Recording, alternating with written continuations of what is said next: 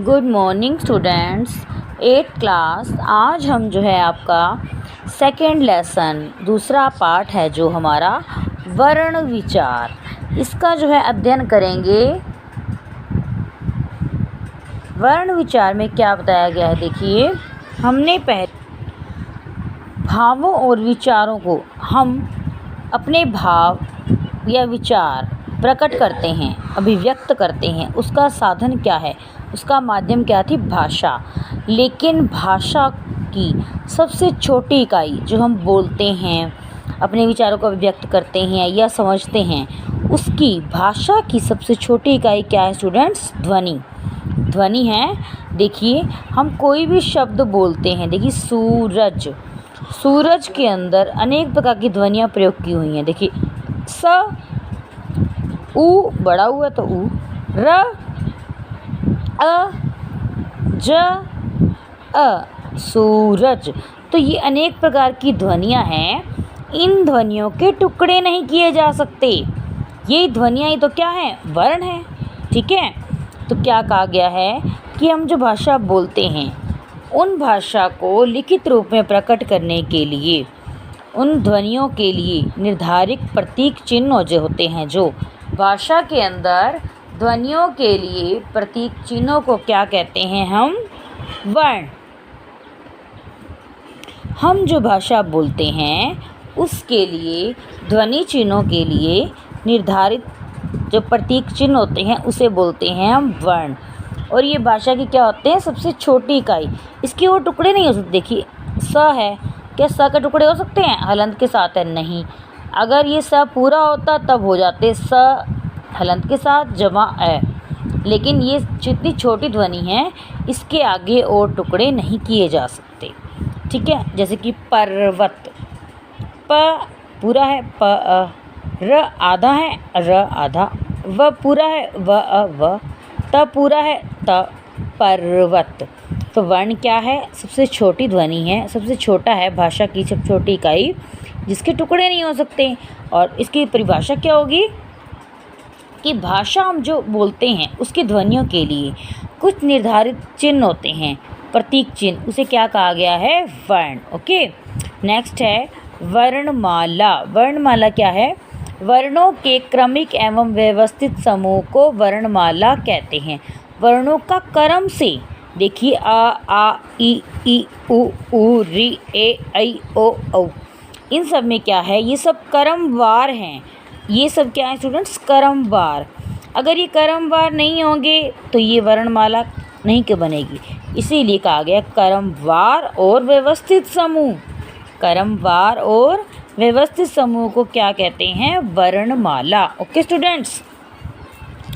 अनुस्वार। अनुस्वार क्या होता है? जो बिंदु लगा होता है, शिरोरेखा, ये लाइन होती है शिरोरेखा, उसके ऊपर जो बिंदु लगा होता है उसे क्या कहते हैं? अनुस्वार। विसर्ग किसी भी वर्ण के पीछे लगता है। आपको पता है विसर्ग लगता है तो उसकी साउंड क्या होती है, उसकी आवाज़ कैसे आती है? ह की तरह। बाल के पीछे लगा बाल है, जैसे कि हम संस्कृत में जब रीड करते हैं। ओके। नेक्स्ट है व्यंजन। क ख ग घ ड़, ये क वर्ग में, च छ ज झ अंग च वर्ग में, फिर ट ठ ड ढ ण ट वर्ग में। नेक्स्ट है त थ द ध न त वर्ग में, प फ ब भ म प वर्ग में, य र ल व यह अंतस्थ, श श स ह ऊष्म। संयुक्त। संयुक्त व्यंजन भी होते हैं जो दो या दो से अधिक व्यंजनों के मिलने से बनते हैं। ठीक है स्टूडेंट्स। संयुक्त व्यंजन भी होते हैं जो दो या दो से अधिक व्यंजनों के मिलने से बनते हैं, उन्हें क्या कहते हैं हम? संयुक्त व्यंजन। ग्रहित। ड ढ। ठीक है। आगत। ज फ आ।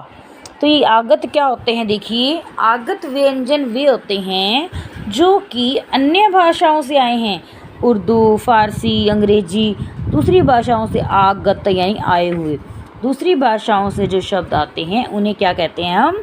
आगत व्यंजन। ओके। हल चिन्ह। जो हम हलंत लगाते हैं उसे कहा गया है हल चिन्ह। सामान्यतः सभी व्यंजन वर्णों में अ स्वर जुड़ा रहता है, अ जुड़ा होता है। हम क बोलते हैं क, क बोलते हैं तो किसकी आवाज़ आती है? अ की आती है ना साउंड, अ की आवाज़ आती है। तो सभी व्यंजन वर्णों में अ जो है जुड़ा रहता है।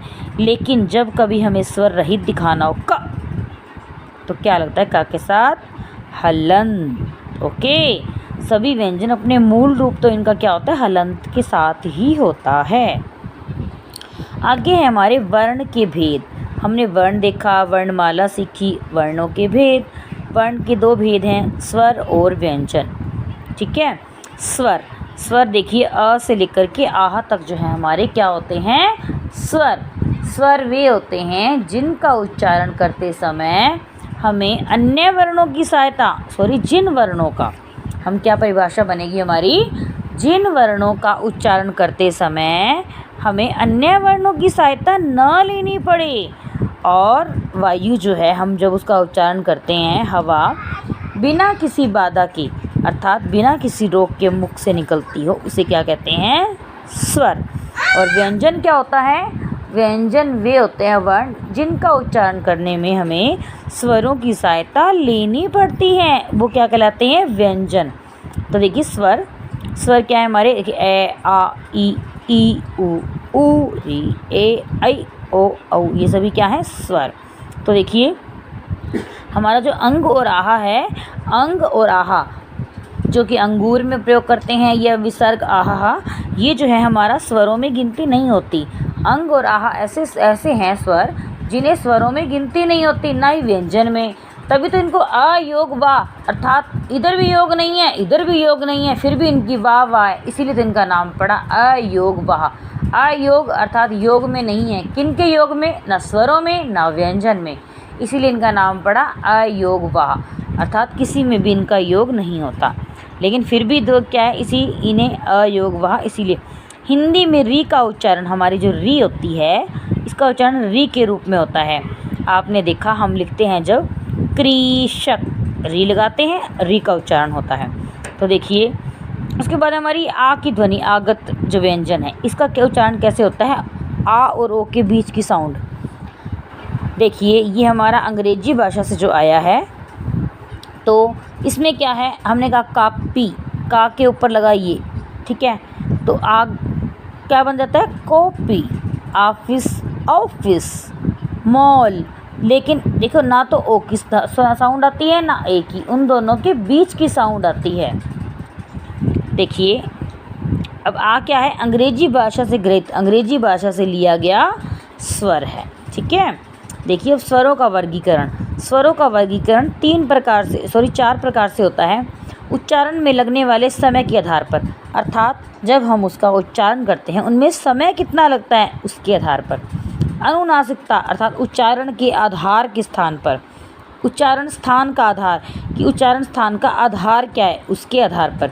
प्रयत्न का आधार कि हम स्वरों का उच्चारण करने में प्रयत्न कितना करते हैं। तो चार तरह से जो है हमारा है। नंबर 1 है उच्चारण में लगने वाले समय के आधार पर कि समय कितना लगता है। 3 प्रकार से, ह्रस्व, दीर्घ और प्लुत। देखिए ह्रस्व स्वर वे होते हैं जिन स्वरों का उच्चारण करने में सबसे कम मात्रा का समय लगे। ए, ई, उ, री। ठीक है, अब देखिए दीर्घ वे होते हैं जिन स्वरों का उच्चारण करने में ह्रस्व स्वरों से दुगना अर्थात 2 मात्रा का समय भी। जैसे ए था तो आ बन गया, ई था तो बड़ी ई, ऊ था तो बड़ा ऊ। ठीक है, ए, ऐ, ओ, औ और साथ में आ जो है हमारा ग्रहित स्वर दीर्घ स्वर के अंतर्गत ही आता है। प्लुत स्वर वे स्वर होते हैं जिन स्वरों का उच्चारण करने में ह्रस्व स्वरों से तिगुना अर्थात 3 मात्रा का समय लगता है ह्रस्व स्वरों से।